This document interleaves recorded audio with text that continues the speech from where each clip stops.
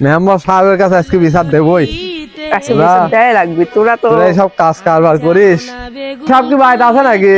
হ্যাঁ আছে, আপনারা বসেন, ডাকি দিচ্ছি। বসো বসো, সব বসো। আর যাব না বেগুন তুলিতে। মেম্বার সাহেব, লোকজন আছে। এ কে রে, সাত সকালে এত বাড়ির পর লোকজন আসলো? হ্যাঁ, ও কি হয়েছে এত লোকজন? হ্যাঁ, কি ব্যাপারটা কি, তোমাদের কি হয়েছে?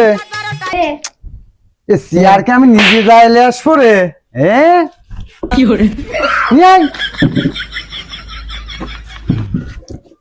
এই তোমাদের কি হয়েছে, বিষয়টা কি?